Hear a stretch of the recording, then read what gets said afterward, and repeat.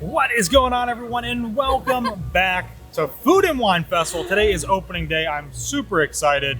It is always great energy on opening day of a festival at Epcot, so I'm so excited to be here. So many new booths. There's 7 new festival markets this year.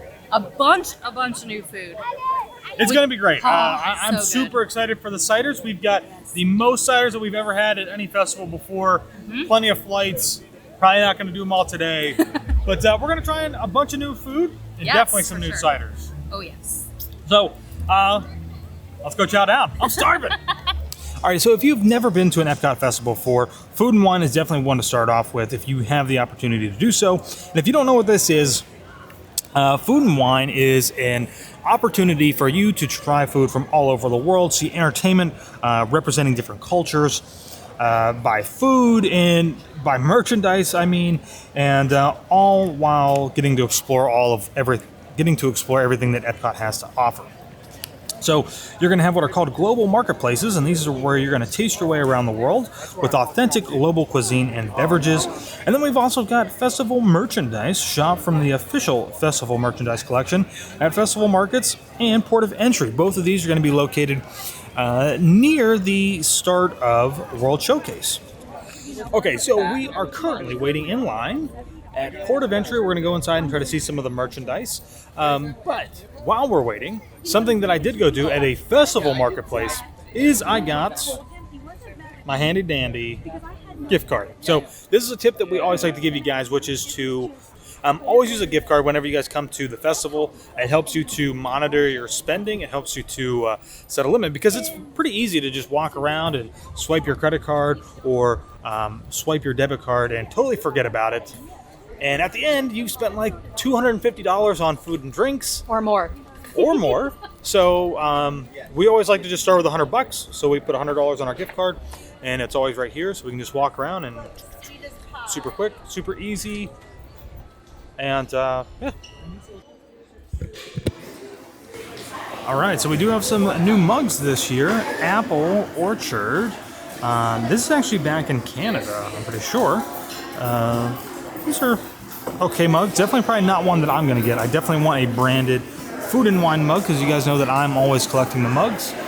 We do have some Spirit jerseys. I'm sure that these are all probably going to go today. But don't worry, they will be back again at some point. All right, so here's something that Taylor and I almost always get and we never use, which are these plates. These are great for you to have. It's easy to carry your food and your drink in the same hand. And whenever you need to stop and eat, it makes it really easy to do that. I highly recommend that you get these and try them. And Taylor is all about these new corksicles. They are pretty nice looking. I'll never wear a regular. But they got some nice. This is a nice tank top. I'm surprised that Taylor hasn't come by and grabbed one yet. There's Taylor now getting her picture with corksicles. Yeah, so they've got quite a bit of different merchandise this year. I still haven't seen an actual Food and Wine mug though for coffee. Haven't seen one yet. Other than this is sponsored by Corksicle. They don't care about your mugs. So we're just gonna kind of keep walking around, checking some stuff out. Is it 11 yet? I should get one of these from I'm gonna go wait at Starbucks.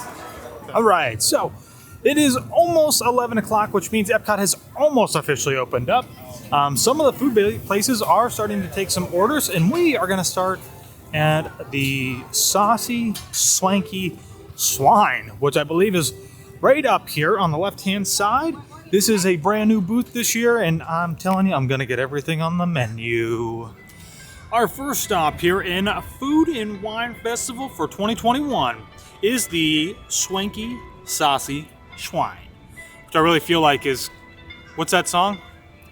Yeah, we can't talk about that song. Anyways, so we got one of every single item because this is a brand new booth with some brand new food, and I'm super excited to try it. We've got crispy barbecue pork rinds with pimento cheese. It's a big serving of pimento cheese. We've got roasted porchetta with pork fat, roasted rosemary, potatoes, and lemon parsley salsa verde. Soy glazed sticky ribs with green onions and peanuts. Sorry, Elliot, you can't have that one.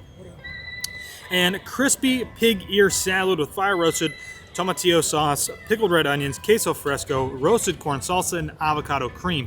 And to be honest, it's a little strange, right? I mean, roasted, what is it? Crispy pig ear salad. Like, that's a little strange. But let's dig in and try some of it. So I think I'm going to start with a salad. Oh, man. Ooh, it smells really good. Crispy pork ear salad. I don't even know how, I want to know how they make this.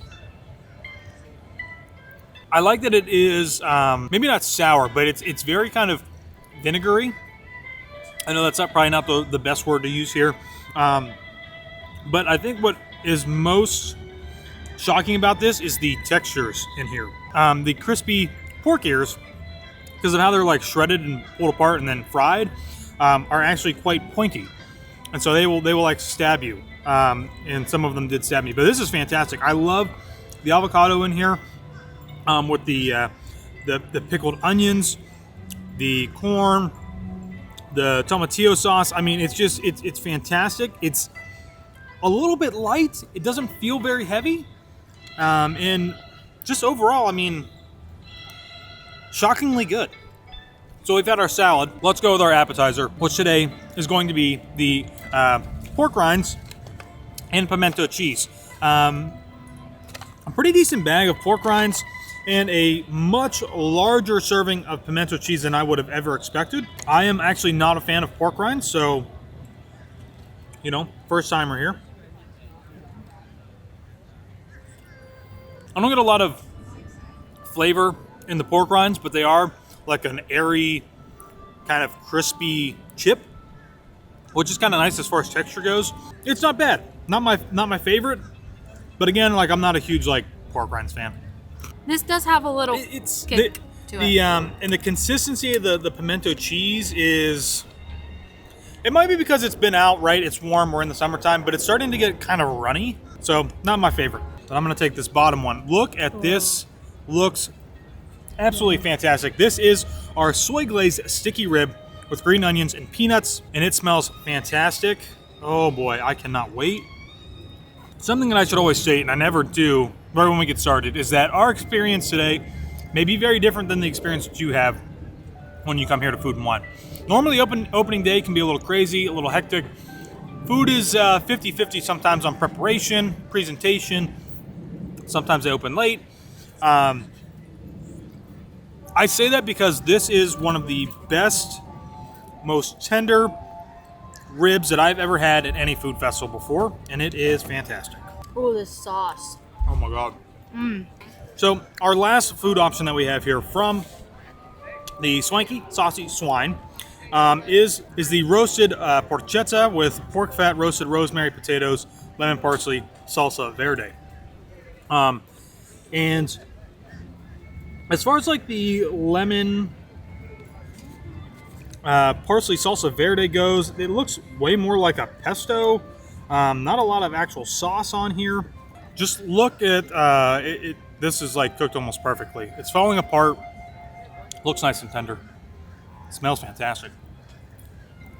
Pork is probably one of the most difficult, I think, food options to get sometimes because it tends to be easily overcooked and thus becomes really dry. This one's pretty good. Not my favorite. Of all of the dishes here, if I was going to rank them, do ribs, salad, the porchetta, and then the pimento cheese last, because I'm not a fan of that. So this is Justin. He is one of our Gold Gal Getaway agents. He was here earlier this week for our little fam trip, and he's still here today, checking out some food and wine. You also just went to the Swanky Saucy Swine, and what'd you think? Oh, it's really good with what I got. I got the crispy pig ear salad, and that was my favorite of the two. The second I got was the soy glazed sticky ribs. Not my favorite, but it was, you know, it just wasn't it for me for this booth. But not saying I won't ever get it again. Yeah. Awesome. So thanks for having me. Yeah, thank you. All right, so we are now making our way through into the actual part of World Showcase, and we're going to head in through Mexico first. And we're probably not going to actually stop and get anything from over there. We're actually going to wait and probably get food once we get to American Adventure Pavilion, because that's the next new food booth for us to try. So here we go. So we're making our way through Germany right now. Taylor's having a great time. The princess music was playing. I was getting my princess 2-finger weighed down, wipe the window, 2-finger, wipe the window, hand to heart, do a little hang glide. What is this? This is our princess walk. What is that? It's gonna be a new TikTok challenge. Alrighty. We are quickly approaching my favorite place in all of World Showcase. I must get video every time I come. No!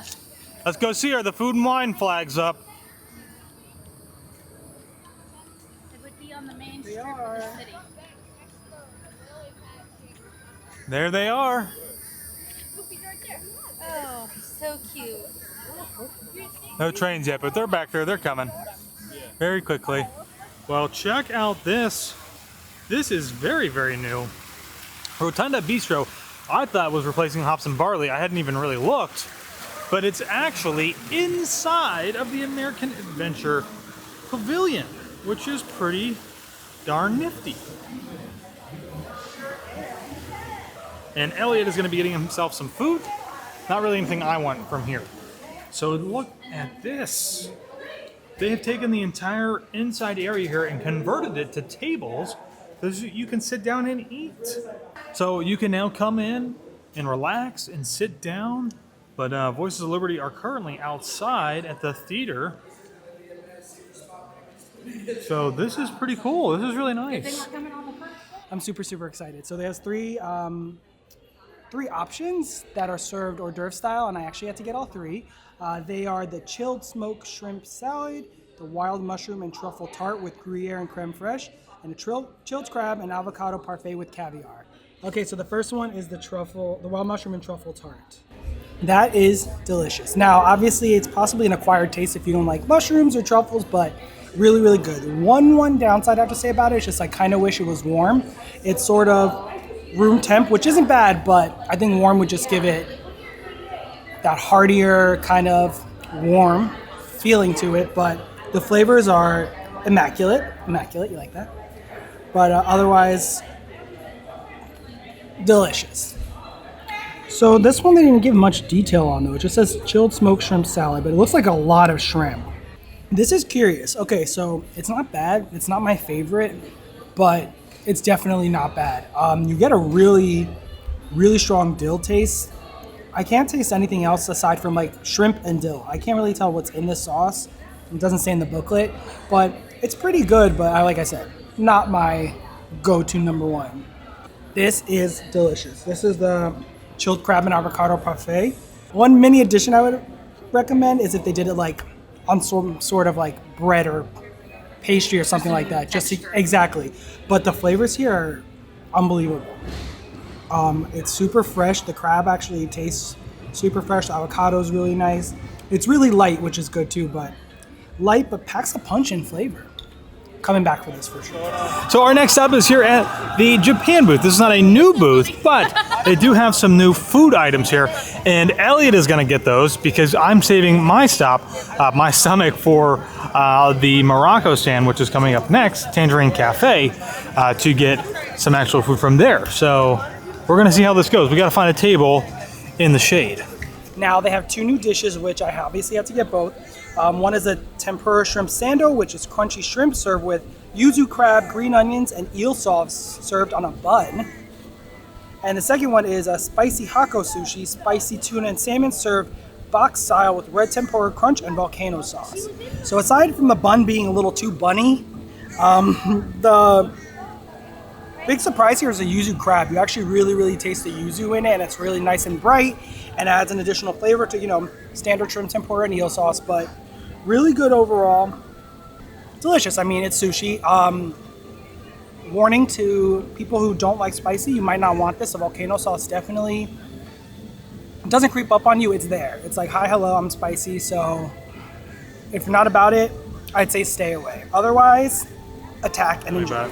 All right, so we are now making our way to my what I've been looking forward to this entire time, which is Tangerine Cafe. And I think this is actually going to be probably inside of actual Tangerine Cafe. Do you think so? It hasn't been opened at all since Epcot has reopened. So I'm pretty pumped, pretty excited. They've got some good food, it looks like, and some exquisite looking ciders. So this is the one spot that I've been looking forward to for this festival to start. We were at Tangerine Cafe. This is Flavors of the Medina. And I went with the stone-baked Moroccan bread with hummus, zalouk, and zog dips. Totally beef, like, messed that up real bad. But I'm really excited for the ciders that they have here, because we've got some unique ciders. We've got a fig cider this year, a ginger turmeric, and a cinnamon nutmeg.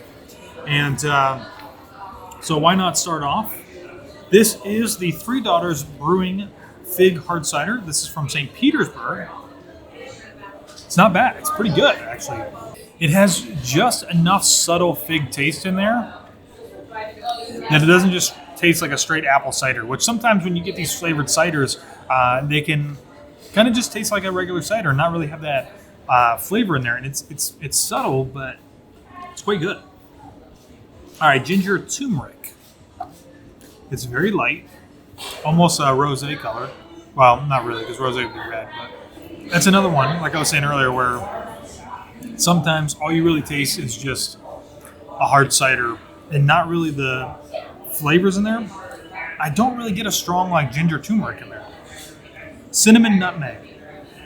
This should be reminiscent of a Christmassy feel. It's not like super warm feeling, like a good like cinnamon cider would be, but pretty good. I actually think my favorite is probably going to be the fig, which is a little bit darker. So pretty good. The bread is definitely like a straight bread. I think I'd rather have like some naan with this. I think this would be much better with the dips.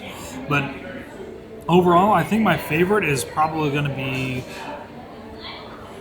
the zog dips. I don't know if I'm pronouncing it properly, but pretty good. I was going to go for something a little bit lighter. We are going to Citrico's later today, so be on the lookout for that dining review. Plus all of these ciders. I think we're going to have another stop of ciders here along the way.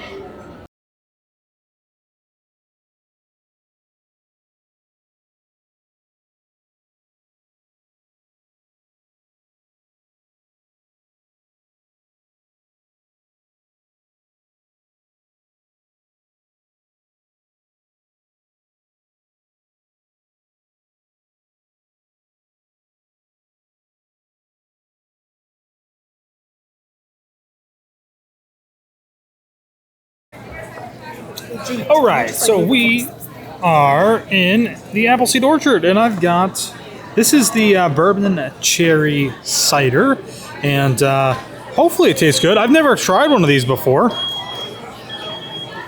Taylor did a little audible while we were up there, and she got the mule cup, which is kind of like a souvenir mule, even though it has no logo on it. But she did not get the drink that's served in it. She got the frozen apple pie drink. So that's a little bit different. Yeah, this is the bourbon aged cherry.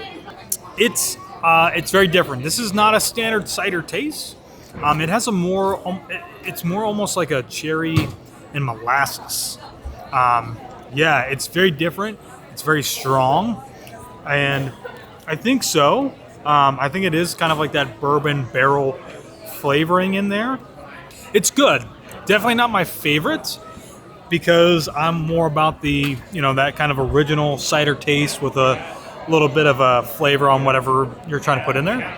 But it's still pretty good. And I think a lot of people would really like this just because it has more of that bourbon cherry flavor thrown into there. So pretty good. For me, not so much. But I'm going to drink it because I can't waste it. So I think we are on our second to last stop here on our little escapade around World Showcase and Food and Wine Festival. We are at the Noodle Exchange Inn. So while I did not get one of everything on the menu here, like we did to start with, soup right now, it's almost 2 o'clock, is a little much to be really consuming in this hot weather. So what I've got here, though, is the shrimp and coconut curry rice noodles, and not the shrimp and cocktail, which is what I was trying to tell the lady up at the stand.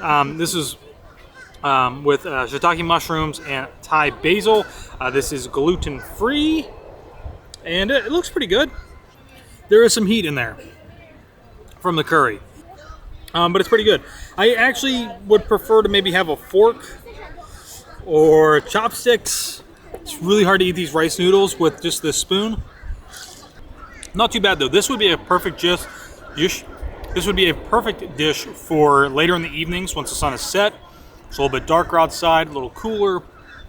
Nice entree to have. Or even once we get into October, early part of November, when the temperature starts to drop overall, it's a little bit better to have. But overall, it's pretty good. Shrimp are still nice and tender. Noodles are done well. A nice subtle hint of coconut in there, mixing with the curry. This is a pretty good dish. Something that I would definitely get again. Something I'd definitely like to be able to make at home. So it's good. All right, so we made it into the Epcot Center, or Epcot Experience. And this is called the Brewing. Menu. And the menu's actually painted up here on the board. Oh, we've got a Honeycrisp hard cider. I think I'm gonna have to get that. And with the wings, we've got garlic parmesan barbecue, teriyaki, traditional buffalo, mango habanero. Ooh, sounds good, but I might stick away from that. Boy, what else? Oh, a magpie hard cider. Interesting. I've got chicken wings here at Brewing at the Epcot Experience. 5 wings in each one, which I think is actually a decent price for what we're paying here. I think they're about $7.50. But as far as Disney prices go, I think that's pretty good. I went with the traditional buffalo wings. I kind of felt like this would be probably the most representative of what could be here. And then a lot of different drinks to choose from, and I was really struggling to pick one, but I just went with something simple and got a Honeycrisp hard cider. I'll charge that. You grab those. Beer flight. Yeah. So standard cider, pretty good. It's actually, it would rival Angry Orchard off a draft. So that's really, really good. All right, let's try these wings. I am a quote-unquote wing snob or connoisseur. I hate to say it. I have a very particular way that I like mine done, but it does not necessarily mean that the way that I like them done, if they're not done the right way here, they're not good. So they look pretty good. They're coated really well. They were probably made and coated and then sat there for a while, and they recoated them again just by the looks of them, but let's try it. These are actually done perfectly to my liking. What I think really makes a good chicken wing, first and foremost, does not have breading on it. So this is just the skin that's been fried. And it's been cooked long enough where it's not super dry, but it's been cooked enough that it's not chewy and there's no red inside, anything like that. So this is darn near perfect. Buffalo, not super hot. It's more of a mild sauce. Don't really need ranch, but if you've got a sensitive tongue, you might need it. These are good. I'm really, really satisfied. All right, everybody. Well, that is going to do it for us here today at Food and Wine Festival. We have successfully tried at least one thing from every new food booth. Did we? I believe so. From every new one. At least one thing. And I actually did not order anything for just myself today. I basically just snacked off everybody else's food. So if you are coming to Food and Wine and want to try everything, just do what I did today and eat everybody else's food. And speaking of, like I said, I got this gift card today for, I put $100 on it. Yep. We had all of the food items from the first booth, then plus drinks and food as we scattered throughout, which I know we didn't stop at a bunch of places, but we still have money left over. We did try quite a bit of stuff, though, I feel like. Yeah, I mean, I'm kind of full. Yeah. I did fill up on cider, I think. But it was still good. And again, Food and Wine, if you guys are coming, try to plan out what you're going to do before you get here. Yes. Take a look at the menus, see what's of interest.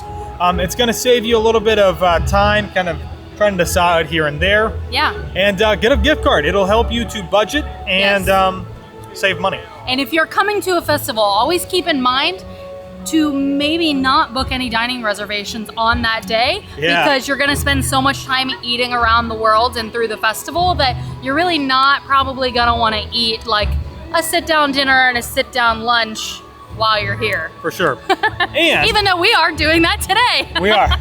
But I will also add this, if you are planning to come, do not book Epcot as a opening day park for your park reservations. I would highly suggest that you get Hollywood Studios, Magic Kingdom, Animal Kingdom come here later in the Oh, evening. yes. Epcot is open till 10 or 11 o'clock most nights. Not opening day, but for your park of the day. Right. Yes. Yeah. Park So, hop to here and do it in the evening, so Absolutely. it's much cooler because it Far opens more at enjoyable. 11 and we've been sweating our butts off today. yeah, far more enjoyable. So that is it for us, everybody. Thanks for watching. And let us know what you plan on trying at the 2021 Epcot International Food and Wine Festival.